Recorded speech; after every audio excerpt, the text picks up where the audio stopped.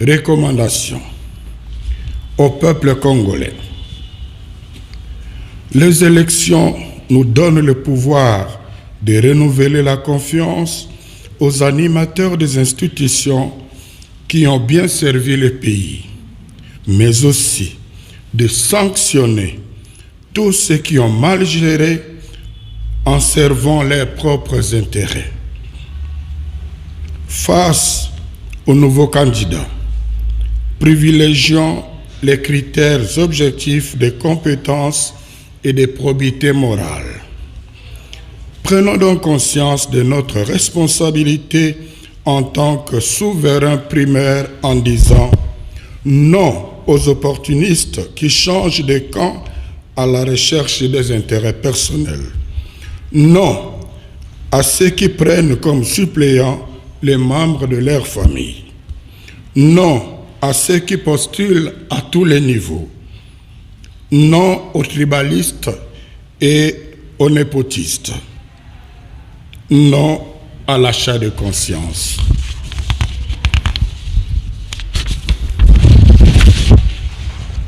Sachant que l'acte que nous allons poser le jour du scrutin est décisif pour l'avenir de notre pays. Compte tenu des expériences malheureuses des cycles passés, ne quittons pas les bureaux de vote tant qu'on n'aura pas affiché les résultats. Avec l'affichage des résultats au niveau des bureaux de vote, nous aurons déjà une idée claire des gagnants. La CENI n'aura d'autre choix que de les confirmer.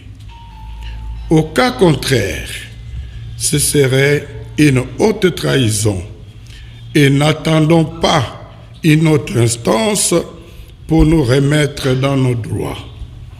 Nous avons le pouvoir constitutionnel, confère article 64, nous permettant d'imposer pacifiquement la vérité des urnes.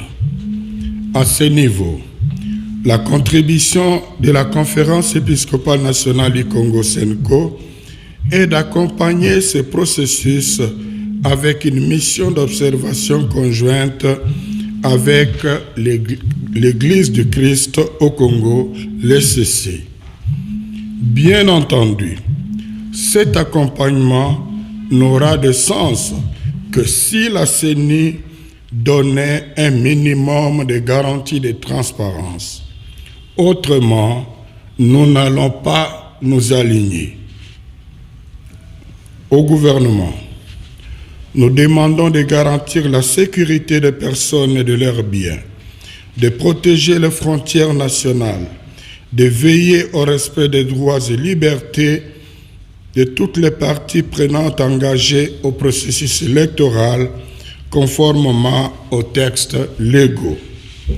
À la CENI, de garantir la transparence des opérations de vote et de dépouillement par le respect des dispositions légales concernant la cartographie des centres et bureaux de vote, l'accréditation des observateurs électoraux, des témoins des partis politiques et des journalistes, la publication des listes électorales définitives, la publication des résultats provisoires des scrutins par bureau de vote.